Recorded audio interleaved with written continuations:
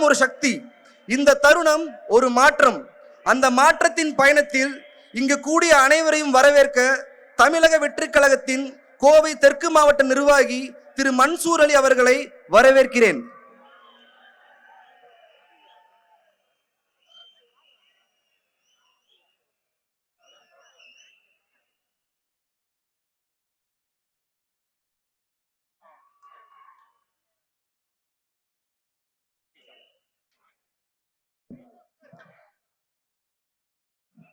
பிறப்புக்கும் எல்லா உயிருக்கும் என்ற கழகத்தின் வேத வாக்கோடு தமிழக வெற்றி கழகம் கோவை தெற்கு மாவட்டத்தினுடைய நடப்பு அரசியலினுடைய மாற்றத்தை வேண்டி இந்த மாபெரும் பொதுக்கூட்டமானது அரசியல் களத்திலும் அரசியல்வாதிகளுடைய உள்ளத்திலும் பெரும் வியப்பை ஏற்படுத்தும் அளவிற்கு பொதுக்கூட்டமா மாநாடா என்று பெரும் கேள்வி எழுப்பக்கூடிய இந்த பொதுக்கூட்டமானது சீரும் சிறப்போடும் நடந்து கொண்டிருக்கக்கூடிய நேரத்திலே இவ்விழாவை சிறப்பிக்க வருகை தந்திருக்கும் ஓய்வில்லா உழைப்பாளி கழகத்தினுடைய நிரந்தர இளைஞர் கழகத்தினுடைய மாண்புமிகு பொதுச் செயலாளர் என் அண்ணன் என்று அனைவரும் போற்றி புகழக்கூடிய நமது ஆனந்தண்ணன் அவர்களை வருக வருக என்று மனமாற வரவேற்கிறோம். இளைஞர் பட்டாளத்தை கடிவாளமிட்டு தன்னுடைய அனுபவத்தின் மூலமாக வழிநடத்துகிறோம். அந்த வழிநடத்துவதன் மூலமாக தமிழகத்தை தமிழக வெற்றி கழகத்திற்கு சொந்தமாக்கி கொடுக்கின்றோம் என்பதாக அரும்பாடுபட்டு வழிநடத்தக்கூடிய மாண்புமிகு அண்ணன் செங்கோட்டையார் அவர்களை வருக வருக என்று வரவேற்கிறோம். விஞ்ஞான ஊழலை கண்ட அரசு, விஞ்ஞான ஊழலை கண்ட ஆட்சிகள் எல்லாம் அஞ்சுகிறது எங்களுடைய தன்மான அரசியலை பார்த்து என்பதாக விஞ்ஞானத்தை விஞ்சும் அளவிற்கு பொதுவெளியிலும் இளைஞர்களுடைய உள்ளத்திலும் ஆட்சி அதிகாரத்தை எப்படி பக்குவப்படுத்த வேண்டும் என்பதாக எங்களுக்கு வழிகாட்டி கொண்டிருக்கக்கூடிய அண்ணன் ஆதவண்ணன் அவர்களை வருக வருக என்று வரவேற்கிறோம். அது மட்டுமா, ஆட்சி அதிகாரம் தேவையில்லை, எங்களுடைய ஒரு சொல் போதும். இந்த இளைஞர்களை கட்டி போடும் எங்களுடைய வழியை அவர்கள் பின்பற்றுவார்கள் என்பதாக செல்லுமிடமெல்லாம் தன்னுடைய சொல்லின் மூலமாக மக்களை தன்னுடைய கையில வைத்திருக்கக்கூடிய ராஜமோகன் அண்ணன் அவர்களை வருக வருக என்று வரவேற்கிறோம். வரவேற்ற பூரிப்பிலே தமிழக வெற்றி கழகத்தை இளைஞர்களும் தமிழக மக்களும் எப்படி வருக வருக என்று வரவேற்கின்றார்கள் தெரியுமா?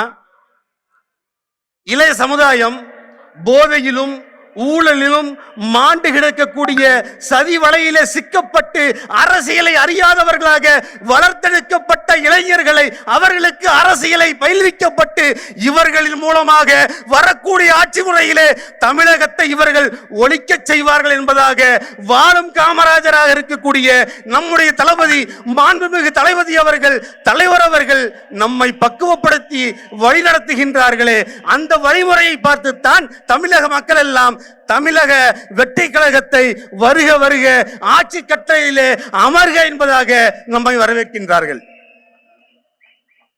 இன்றைய ஆட்சி முறையிலே தமிழக வெற்றி கழகத்தினுடைய தேவை என்னவாக இருக்கின்றது என்று அநேகருடைய கேள்வியாக கூட்டத்தில் இருக்கிறவங்க இல்ல, வெளியே நின்று ஒளிஞ்சு கேட்டிருக்காங்க இல்லையா, அவங்களுடைய கேள்வி அதுதான்.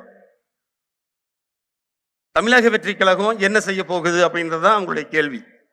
நீ செய்யறதுக்கு ஒண்ணுமே இல்லை, நாங்க செஞ்சுட்டோம். எங்களை தவிர்த்து இன்றைக்கு அரசியலும் இல்லை, மீடியாக்களும் எங்களை தவிர்த்து அல்ல. தளபதி செல்லும் இடமெல்லாம் அவருக்குத்தான் வரவேற்பு. அவரை பார்த்துத்தான் ஆட்சி முறையை கற்கக்கூடிய நிலைமையில தான் இன்றைக்கு தமிழகம் இருந்து கொண்டிருக்கின்றது. தமிழக வெற்றி கழகம் பட்டொலி வீசி அதனுடைய கொடியிலே பறக்கக்கூடிய அந்த 2 யானைகள் எதை சொல்லி தருகிறது தெரியுமா? நாம் பெறப்போகின்ற வெற்றியை நமக்கு சொல்லி காட்டுகின்றது. இந்த இளைஞர் பட்டாளம் இவர்கள் எதை செய்து விடுவார்கள் என்று சொன்ன தமிழகத்திலே இவர்கள் தான் ஆட்சி முறையை கையில் எடுப்பார்கள் என்பதாக தமிழக வெற்றி கழகம் இன்றைக்கு அனைத்து ஆட்சியாளர்களுக்கும் ஒரு படிப்பினையை காட்டிக் கொண்டிருக்கின்றது. வரக்கூடிய தமிழகத்தினுடைய வெற்றி தமிழக வெற்றி கழகத்தினுடைய வெற்றியிலே தான் இருக்கிறது என்பதாக இவ்வவைக்கு வருகை தந்திருக்கும் அவையினுடைய மாவட்ட நிர்வாகிகளையும் ஒன்றிய நிர்வாகிகளையும் மகளிர் அணி நிர்வாகிகளையும் பகுதி நிர்வாகிகளையும் வார்டு நிர்வாகிகளையும் வருக வருக என்று வரவேற்று வாய்ப்பளித்தமைக்கு நன்றி கூறி செல்கிறேன். நன்றி, வணக்கம்.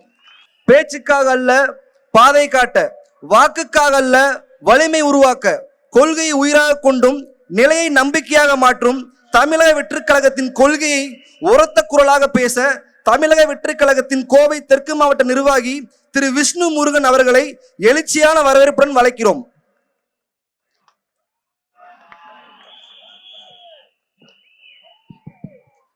பிறப்புக்கும் எல்லா உயிருக்கும் என்ற வள்ளுவரின் சமூக நீதிக்கான குரலின்படி நம் கழகத்தை தோற்றுவித்த எங்கள் கழகத் தலைவர் தளபதி அவர்களுக்கும், எங்கள் கழகத்தின் அரணாயிருந்து எங்கள் அனைவரையும் வழிநடத்தும் எங்கள் பொதுச் செயலாளர் அண்ணன் ஆனந்தன் அவர்களுக்கும், எங்கள் கழக தலைமை நிர்வாக குழு ஒருங்கிணைப்பாளர் ஐயா செங்கோட்டையன் அவர்களுக்கும், எங்கள் கழக கொள்கை பரப்பு செயலாளர் அண்ணன் ராஜ்மோகன் அவர்களுக்கும், எங்கள் கோவை தெற்கு மாவட்ட செயலாளரும் எங்கள் அண்ணனுமாகிய விக்னேஷ் அவர்களுக்கும், தலைவரின் தளபதிகளான மக்களாகிய உங்களுக்கும் எனது வணக்கங்கள். கட்சி ஆரம்பிச்சதுல இருந்து இப்ப வரைக்கும் லெட்டர் பேட் கட்சியில இருந்து எல்லா கட்சிக்காரங்களும் கேட்டுட்டு இருக்காங்க அவங்க கொள்கை என்ன கொள்கை என்ன கொள்கை என்னன்னு. நேத்து கூட ஒரு மாநாட்டில் கதறாங்க, கதறல் கொள்கை என்னன்னு. 60 வருஷம் ஆண்டாங்க, இவங்களுக்கு கொள்கை என்னன்னு தெரியாது, ஆனா நம்ம கொள்கை என்னன்னு இவங்க எல்லாரும் கேட்கிற மாதிரி நம்ம கொள்கை என்னன்னு சொல்லலாமா? நான் சொல்றேன், திருப்பி சொல்றீங்களா? முதலாவது மதச்சார்பற்ற சமூக நீதி, 2 சமத்துவம், 3 மொழிக் கொள்கை, 4 ஆட்சி அதிகாரம், 5 தீண்டாமை ஒழிப்பு, 6 இயற்கை வள பாதுகாப்பு, 7 பகுத்தறிவு சிந்தனை, 8 போதை இல்லாத தமிழகம், 9 அரசியல் தலையீடற்ற நிர்வாகம். கொள்கையில சொல்லிட்டோம், இனி கேட்க மாட்டாங்களா? நம்மள கேட்பாங்க, கேட்க மாட்டாங்கன்னு நினைக்காதீங்க, கேட்பாங்க. கேட்டாங்கன்னா தளபதி சொன்ன மாதிரி லெஃப்ட் கையில இல்ல லெஃப்ட் காலில் டீல் பண்ணிட்டு போய்கிட்டே இருங்க, சரியா? இப்ப நம்ம கொள்கை என்ன நான் சொல்லிட்டேன்.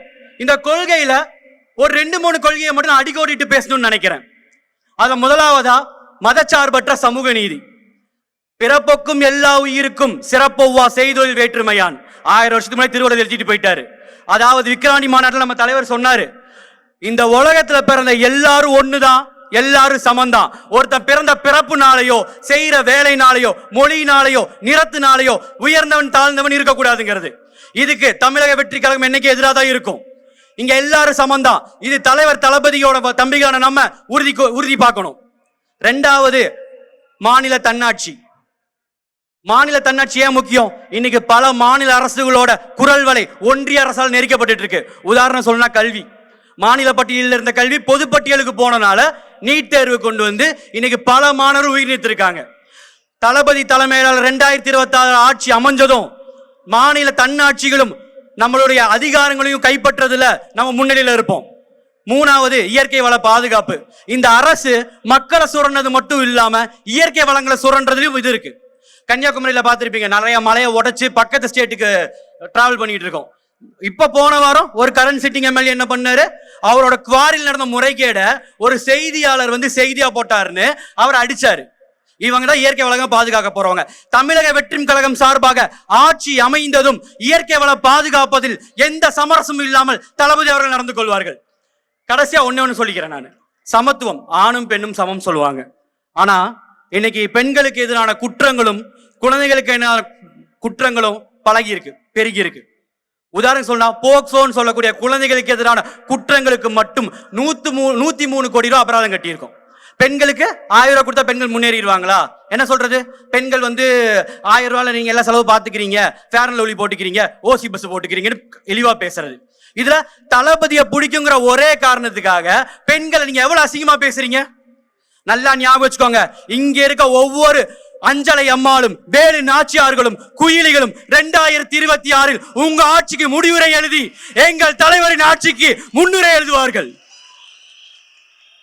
1000 ரூபாய் கொடுத்துட்டோம், ஜெயிச்சிருவோம், எலெக்ஷன் அப்பயும் காசு கொடுத்துரும், ஜெயிச்சிரும் நினைக்கிறீங்க இல்லையா?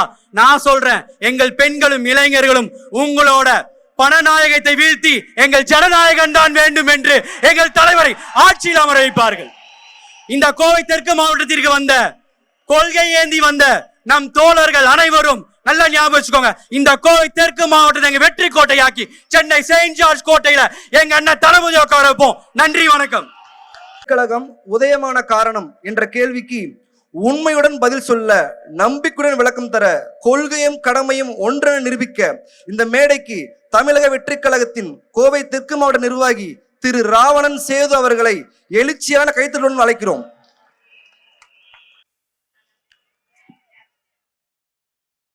கோவை தெற்கு மாவட்டம் நடத்தும் இந்த மாபெரும் பொதுக்கூட்டத்திற்கு சிறப்பு விருந்தினராக வந்து அமர்ந்திருக்கும் எங்களின் வழிகாட்டி பொதுச் செயலாளர் அண்ணன் புசி ஆனந்தன் அவர்களுக்கும், செங்கோட்டையண்ணன் அவர்களுக்கும், ஆதவர்ஜனா அவர்களுக்கும், திரு ராஜ்மோகன் அவர்களுக்கும், தளபதியின் தம்பிகளுக்கும் தங்கைகளுக்கும் நண்பாக்களுக்கும் நண்பிகளுக்கும் எனது அன்பான வணக்கத்தை தெரிவித்துக் கொள்கிறோம்.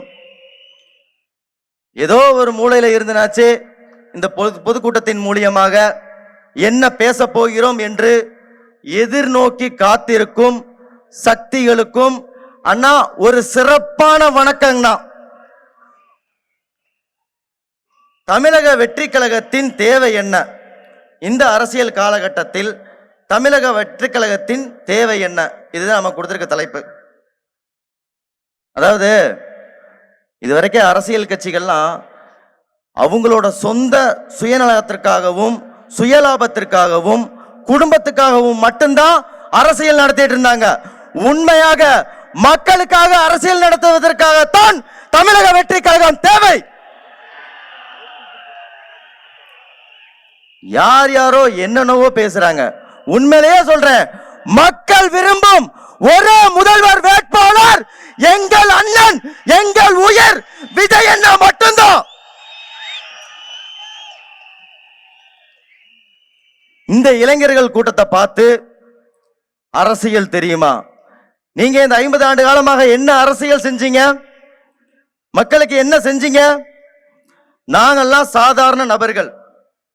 இந்த சாதாரண நபர்களை மேடையில் ஏற்றி எங்கள் திறமைகளை ஊக்குவிக்கும் ஒரே கட்சி தமிழகத்தில் தமிழக வெற்றி கழகம் மட்டும்தான். இது வேற எந்த அரசியல் கட்சியிலையும் கிடையாது. ஏழை மக்களுக்கு பதவி கொடுத்து அழகு பார்ப்பது தமிழக வெற்றி கழகம் மட்டும்தான். இங்க வந்திருக்கவங்க பெரிய கோடீஸ்வரங்க கிடையாது. எல்லா கூலி தொழிலாளிங்க, மாற்றத்தை எதிர்நோக்கி காத்திருக்கவங்க. நாங்க இறங்கி அடிக்கிறத நீங்க இன்னும் 2 மாசத்துல பார்க்கத்தான் போறீங்க. ஏழை மக்கள் கோபப்பட்டால் என்ன நடக்கும், எப்படிப்பட்ட ஆட்சி மாற்றம் நடக்கும் என்பதை நீங்கள் பார்க்கத்தான் போகிறீர்கள் என்று எனக்கு இந்த வாய்ப்பை வழங்கிய தெற்கின் நாயகன் அண்ணன் விக்னேஷ் அவர்களுக்கு எனது மனமார்ந்த நன்றிகளை கூறி விடைபெறுகிறேன். நன்றி, வணக்கம்.